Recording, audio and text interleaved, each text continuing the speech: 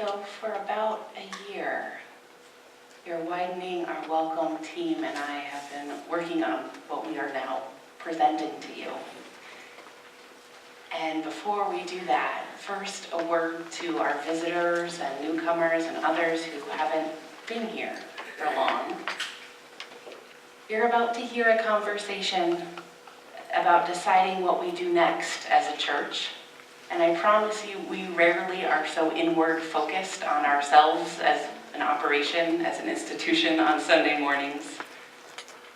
But in the midst of the ideas that you might not care about very much yet, I invite you to listen for people saying that this is a place that strives to live democratically, that this is a congregation full of people who are ambitious for this congregation, who believe that our liberal religious message has the power to transform lives. It is powerful what we do here. And now, the rest of you. So one day short of a year ago, I stood right here and said, I think we should consider adding a service. What a year it has been since then. Together we have done the slow and important work of democracy. We have talked together, listened to each other's hopes and dreams and complaints and ideas. Your Widening Our Welcome team and I have sorted through nearly 1,000 comments you made at table conversations we held last spring, and then refined those ideas to figure out what our best next steps might be. And so we'll be bringing you some possible next best steps today, and then sharing a survey where we invite you to tell the church, what should we next do? So what began as an idea that we should add a worship service became a broader conversation about who we are as a church and what we might be called to do now. So know that all of this at its core is a very happy problem. We are doing wonderful things and people want to be here with us. There are so many churches right now that are struggling with decline or despair, and we are not those churches, and that's really, really great. So feel proud. Sure. Yay, everybody. And that doesn't mean it's not hard. It's hard to make change, even if it's rooted in something good, and we know that. And so that's why we're coming back to you and to share some ideas and to figure out what's next. And so as we started talking about worship service, we realized that you all want other parts of our congregational life to be revitalized and grown and challenged and brought forth into new ways of being. So we heard that loud and clear. We heard that you want more chances to learn and connect and do justice and welcome others and be known beyond our walls. There were so many good ideas that you all shared and generated, and that then inspired the Widening Our Welcome team to tweak, and now you'll get to hear them in a moment. So change is hard, but I believe we're up for that challenge. So one of the many good ideas that we generated is on the cover of your order of service, this picture of a particular chalice right here. So this chalice, the chalice is our Unitarian Universalist symbol, and these words represent the categories that things were sorted into. And in a few minutes, Susan will tell you, if you're someone who really, how to connect with her, if you really want to do a deep dive into the Excel spreadsheets and sorting that got us here. Because I know that's how some of your brains work, but we will not make all of you listen to that part. So the base of our chalice are our values, our context, our attitudes, and the stem and the cup are our resources. So our staff, our volunteers, our building, our governance, our money, all the things that we do you need to do what matters. So the brim of the chalice is the community that we create here. And then each tongue of flame is a program or a ministry or an endeavor. So it's all of those things that give us the container in which the powerful work we do here can happen. And the size of each word is related to how many times it was said during a table conversation, or some variation of it. And as we begin our conversation and share your dreams, you'll notice that two of the flames are not part of the conversation today: music and arts and religious education. And music and arts is set aside for now because they all did a survey really recently that they're still working on implementing and have a pretty clear vision of what the church wants from music, our music life together. And the religious education is set aside because it is one of the great strengths of this church. In the 1,000 comments, there were only 4 new ideas related to RE, because we know that is one of the things we do really well. And so I've shared all of that with our religious education leaders, and they are moving that forward. And so we know that our religious education program for children and youth is one of the best things we do here.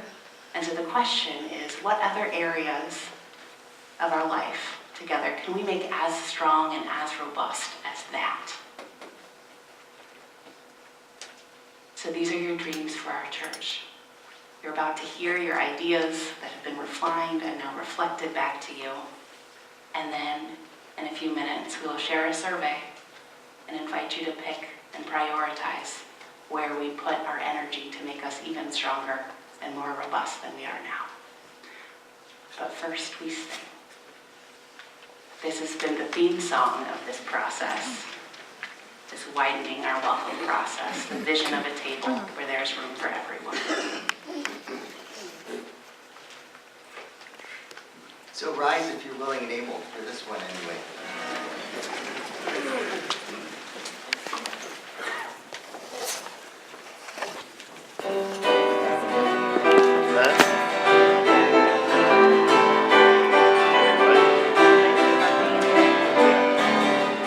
We're gonna sit at the welcome table. We're gonna sit at the welcome table one of these days, hallelujah. We're gonna sit at the welcome table. Gonna sit at the welcome table one of these days. All kinds of people around that table. All kinds of people around that table one of these days, hallelujah. All kinds of people around that table. Gonna sit at the welcome table one of these days.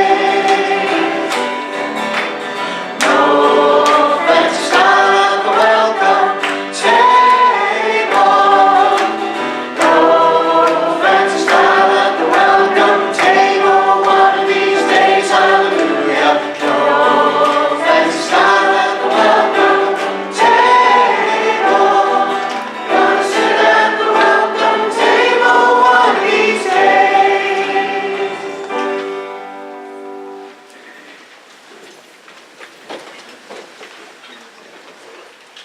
One of our other favorite songs here at Peoples declares that we have found a need to be together. And at our conversation tables last spring, you told us quite clearly that you want us to find more and better ways to do this. You told us that Peoples community is important in your life and that you want more social opportunities outside of Sunday mornings, and a quiet area in our building for conversation and reflection before and after services. By strengthening the connections among us, we would make our church community stronger and our people more resilient. So how might we do this? Here are just a couple of possibilities that arose from our conversations. There are many more.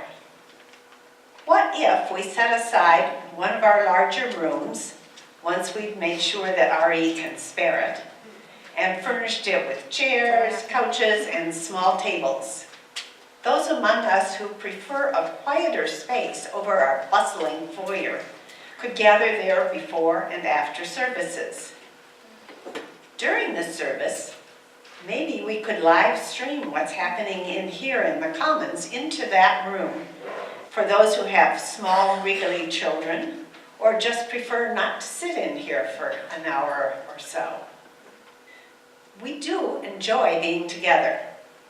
So maybe another thing we could do is facilitate events or groups for different ages, for families, or for everyone. For example, our young adult group could become more active and could build and strengthen their friendships.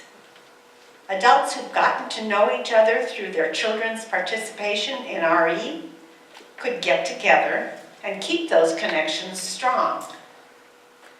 Perhaps some of us could go to community cultural and entertainment events as a group.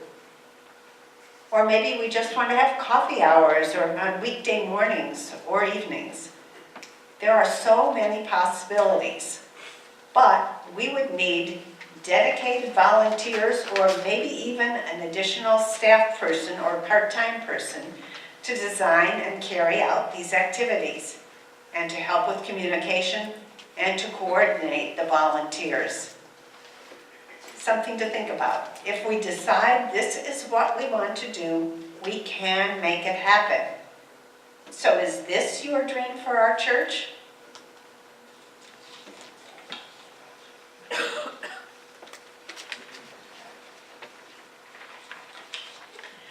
As Connie said, community is one of the most important things for us.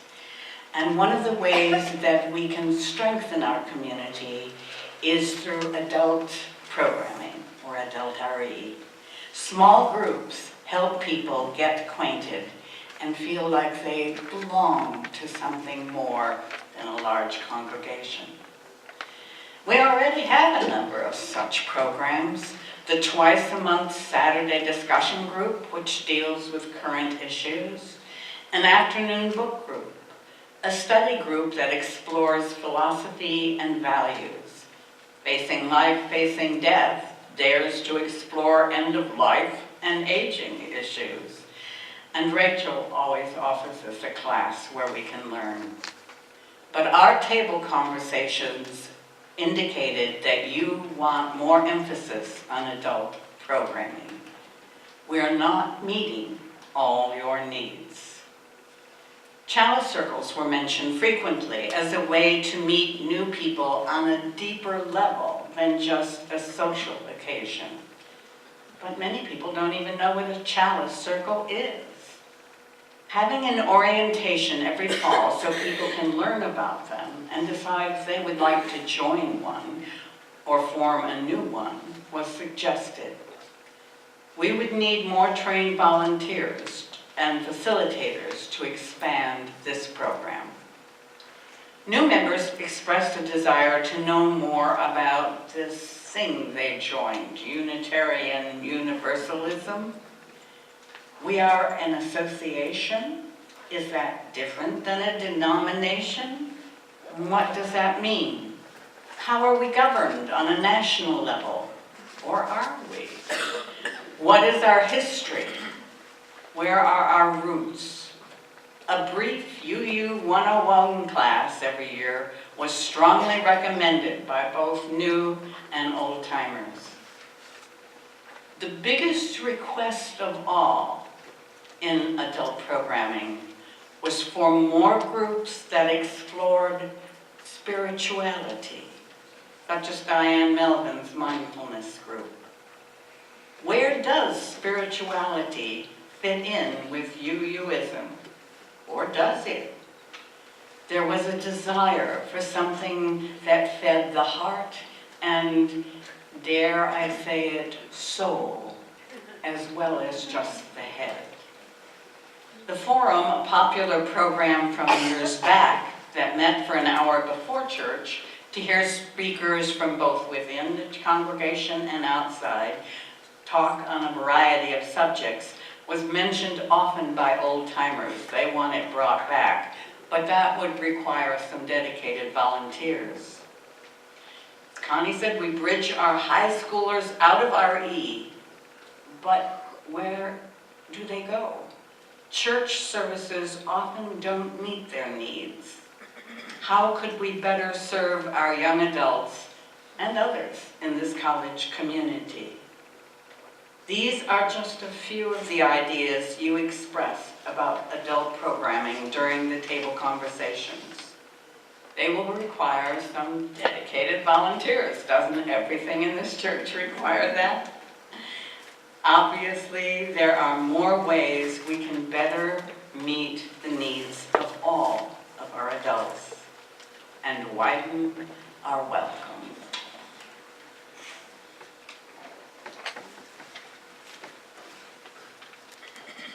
Go ahead and stay seated for this one.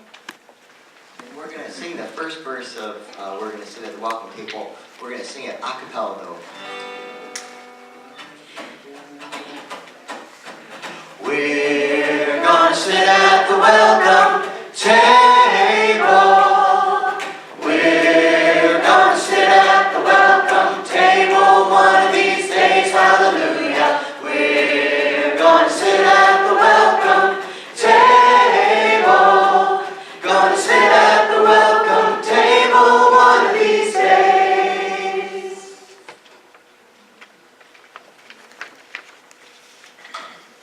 Good morning. So,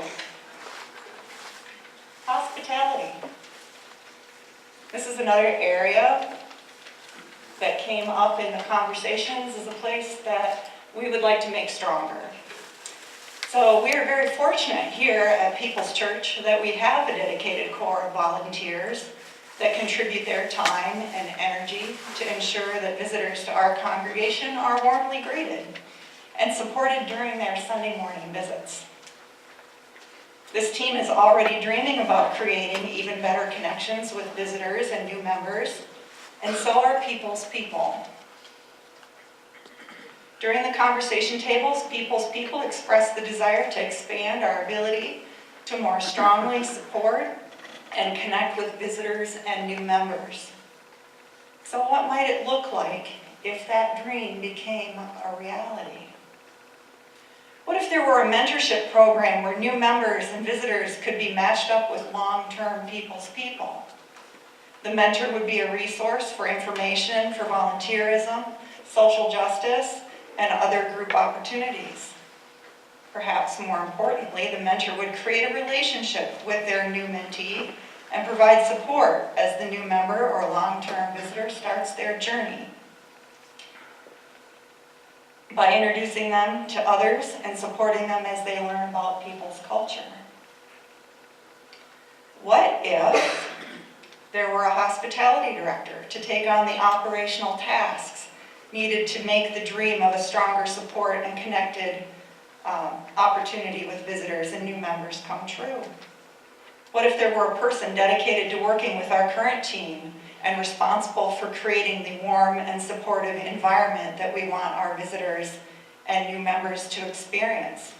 They might care for the recruiting and training and scheduling of volunteers for ushers, greeters, information desk, and visitor desk, and caring for the mentorship program. What if there are even other ways to thoughtfully and consciously deepen our connection with our visitors and new members that we haven't even thought of yet? Strengthen our ability to achieve this as part of your dream for People's People. May we grant ourselves the means to make it reality.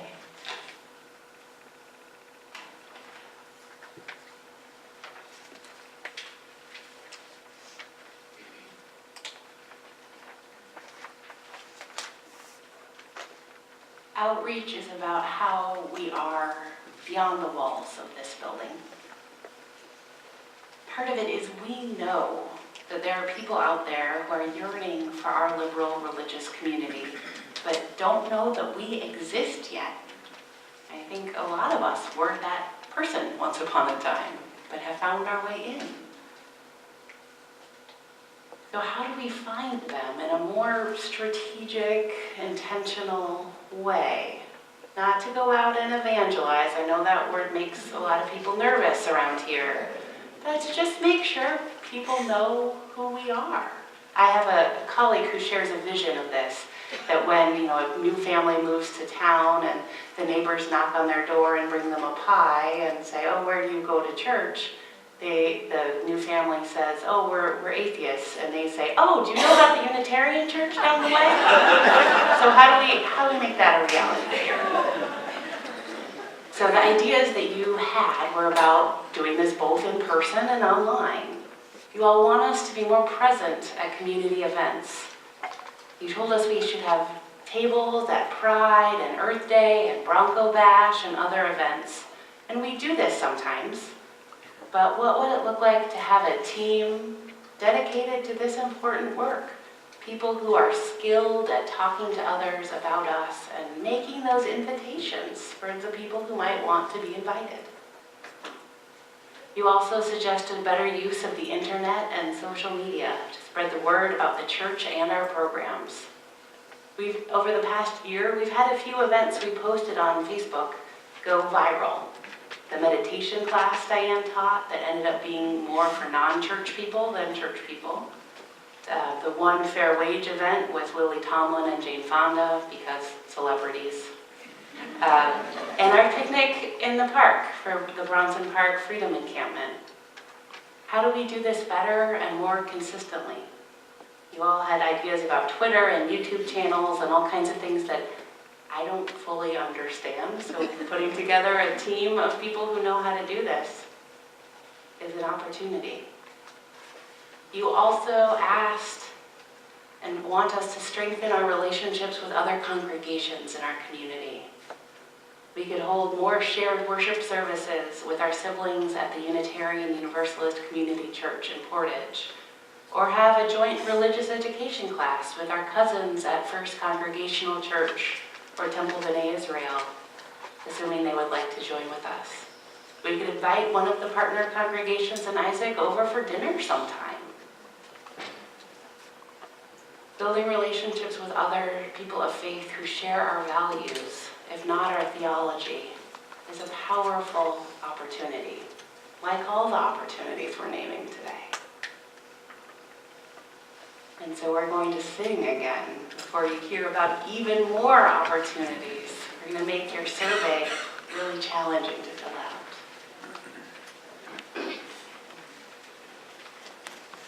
We're going to do the second verse, all kinds of people. There it is. All kinds of people around that table. All kinds of people around that table. One of these days, hallelujah. All kinds of people around that table. Gonna sit at the welcome table one of these days.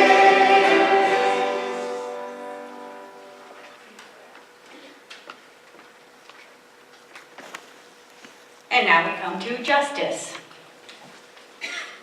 The word that I thought of was more. That's what we saw when we looked at the responses categorized as social justice. People's people think that justice work is a strength, and they want more, and there is so much more to be done. Homelessness and hunger, environmental justice, LGBTQIA justice, racial justice, sanctuary and immigration justice, and yet more. What to do? Our proposal is to have the congregation as a whole vote on which 2 or 3 justice issues are most compelling for us. For the next 3 or 4 years, our social justice efforts would be focused on these areas, in addition to continuing previous commitments. This is similar to the process that Isaac uses to select areas of focus. How might this work? First, there could be a campaign presenting multiple issues. This might involve educational work discernment, and focused attention on how our faith is calling us to act now in the Kalamazoo area, leading us to grow in spirit and in connection to one another. Then, after a congregational vote, the 2 or 3 justice issues selected can be focused on by the Social Justice Coordinating Committee, as well as other groups and committees within the church, and also explored in worship and religious education for both children and adults. The Social Justice Coordinating Committee would know what the congregation most cares about and can act accordingly by, for example, selecting special offering recipients who work on our chosen issues. Focusing our efforts on the chosen issues might help us to be more impactful and build better relationships with partners in the community. After a period of time and work, perhaps 3 to 4 years, we would celebrate our successes and vote again. I'd like to close with a quote from the UUA's Congregational Justice Programs page. "Justice is at the core of our faith. Our congregations are called to make a positive difference in our wider communities. We work to serve, to raise awareness, to support and partner with people who face injustice. We advocate, organize, and act for justice to live out the values of our faith."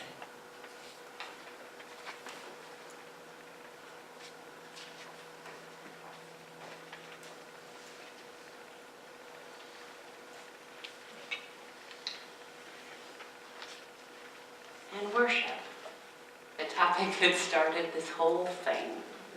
So when I stood here almost a year ago and said we might want to consider adding a service, I thought I knew what would happen. I thought if we added a service, it would probably be another service on Sunday morning that would probably be pretty close to what we're already doing. And that is not where you all wanted to do. That's not what you wanted. No one said that's what they wanted, which is pretty amazing to have such unanimity in this group. You all want something else, and there's not unanimity on the something else, so that's why we're distributing a survey in a minute. People wanted a worship service that is different from our current offering. People said more spiritual, more interactive, led by lay leaders and our youth, more exciting, more contemplative, more movement, using our beautiful grounds, and so on. You all have no shortage of ideas. So our question is, when do we want to run this experiment? We are thinking about trying a new service for a year and seeing what happens. So the 2 most popular times you all named were Sunday evening and a weekday evening. And when you see the survey in a moment, you'll see that. So select the time that you prefer, and it will be something different than the Sunday morning experience. It might vary quite a bit from week to week. We're going to try some things out and experiment together and figure out what feels the best, the most authentic, the most meaningful. And then there's a whole other option. And this grew out of something a number of you named, which was this room, and the crowdedness of this room is what started this whole conversation. This room is only crowded at the part of the service when the children are here.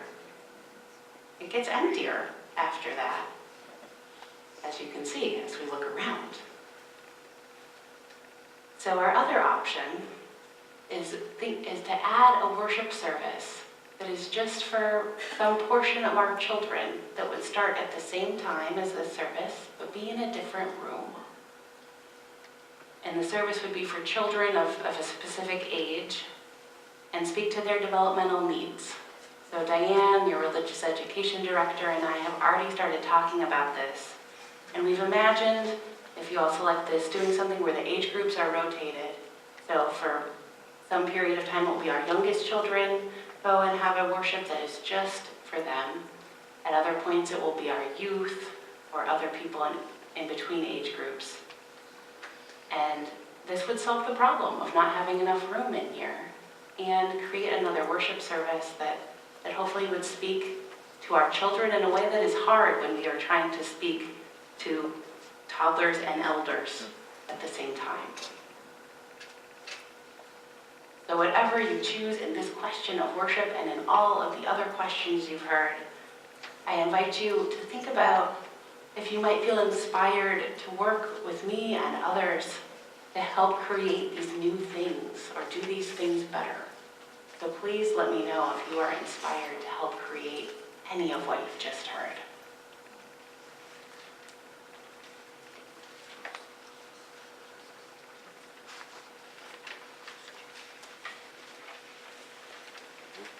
You've heard a lot in the last 20 minutes. It's the culmination of a year's worth of due diligence and study and thoughtful leadership. It's incredibly aspirational. But in the few years that I've been here, it's about 7 now, what I've observed about this congregation is that when they are focused and dedicated and committed to what they are doing, they can move mountains. So, what comes next? I'm going to start with the idea of a statement made by Denzel Washington a few years ago, that remember that dreams without goals are just dreams, and they ultimately fuel disappointment. So have dreams, but have goals. Life goals, yearly goals, monthly goals, daily goals. So the next step is to take our dreams, all of our dreams, the things that were expressed to us, and turn them into goals. So how do we do that? Rachel has mentioned that there's going to be a survey distributed here in a few minutes, and the survey is separated into 2 sections. At the top half of the page, there's a brief description, just kind of introducing and recapping the idea that you've just heard here, that these 5 areas that we've shared with you today have risen out of the comments shared in the conversation tables, of which over 100 of you participated. So that's about 40% of our congregation participated in those conversations. And that's a huge thing. That's a very significant result. So the next upcoming steps are, if you have someone that you know that was not here this morning or had to leave to teach already this morning, there will be a video presentation of this section of the service presented next Sunday morning at 9:30. If you know people that are not here that would want to hear this quote-unquote firsthand and know what these dreams are, please encourage them to attend. The second piece, for those of you like myself that like data and numbers and want to hear the story of all of the conversations and how we got to these inspirational categories, you can join Andrew Alm and I next Saturday morning at noon. Room yet to be determined, and we will be happy to share all of those details with you at that time. But what's next for us? The members of the Widening Our Welcome Committee will be available after church for the next 3 Sundays at a table beautifully decorated, courtesy of Sandy Steele, to collect surveys and to answer any questions that you may have about this process. And now we need your help with priorities, because as we know, resources, everything we do here takes resources. and where do we start? Because we want to do it all. We want to do all of it, but we can't do all of it at the same time. So we need your continued input into where to start. So when you get the survey, the top half will have these 5 categories listed at the top, and you all are challenged to tell us which one you're most excited about today. And number them 1 to 5. Uh-oh. How do I choose? What do I choose? What I'd like to make clear for you today is that there's going to be work to try to integrate as much of everything that you've brought to us as we can. But when it comes to starting to plan resources and set goals, we need to have some kind of idea about where to start. And we need your help doing that. So although it is a difficult thing, like, I don't want to have to choose. Don't make me choose. Unfortunately, that's how we turn dreams into goals. We have to know what to do first, second, third, fourth. What's the most important to you? And we want to hear your voice in that process. And then the second half is the same format, but specifically around the options that Rachel just shared with you around the second service. And there's four options there. And again, 1, 2, 3, 4. You know, what would your first preference be? What would your second preference be? What would your third preference be? And we need that voice from you, and we are going to distribute those surveys here in just a second. And we would like them returned to the church by Sunday, the 18th, after the bazaar. So it gives you some opportunity to think, to contemplate. We're going to try to make the video also available on the website. We're going to try to make the survey available on the website. We're going to make the data available on the website. So we're trying to make sure that in person, online, that this is communicated in as many ways as possible so that you have every opportunity to contribute your voice to what's next and to help us transition these dreams, your dreams, into goals that are achievable by this wonderful, wonderful, powerful group of people.